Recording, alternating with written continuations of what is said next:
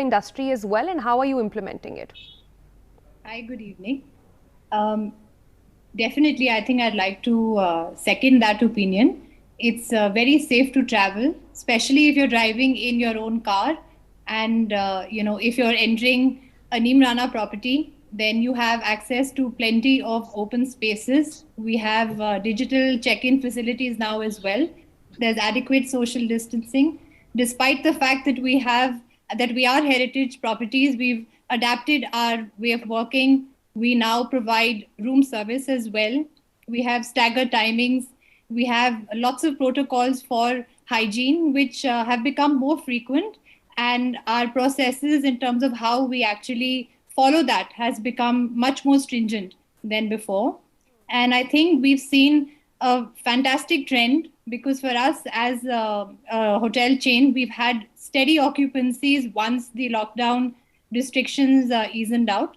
And in fact, in July 2021, we've done extremely well compared to pre-COVID, which was July 2019, if one has to actually compare the two. So I would definitely encourage all, all our guests out there to, have that comfort to travel. And our team is entirely vaccinated, and we also do thermal scanning as well. Thank you. Right.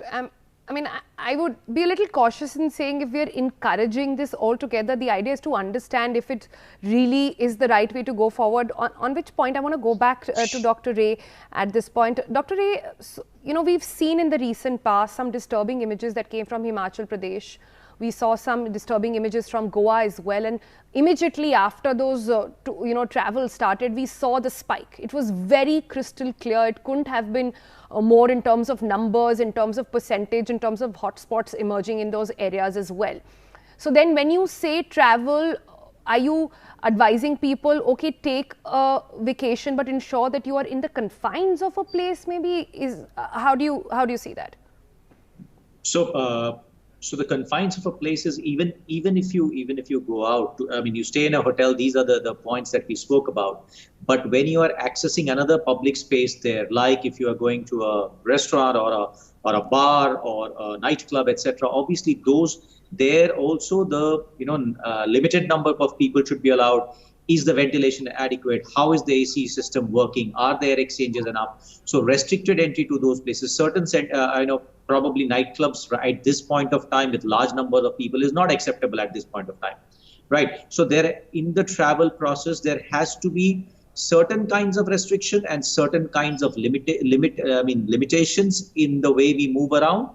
But having said that, I think there needs to be a certain kind of opening up, but also a watch. A watch has to be kept both by the industry in their own spaces and by government to keep an eye that overcrowding, etc., doesn't happen. So it's not that it is free for all, but the restrictions apply even for holidays to a certain extent, that you cannot be in a public space in large gatherings. The same rules have to apply. And who can do the checks and balances? In the hotel, it has to be the industry, and outside the hotel in the public spaces, it has to be the government. So it has to be, even if the government wants business as back as usual to a certain extent, because the economy has to kind of get boosted up. So then we have to open up to a certain extent, but keep a constant eye on what is happening.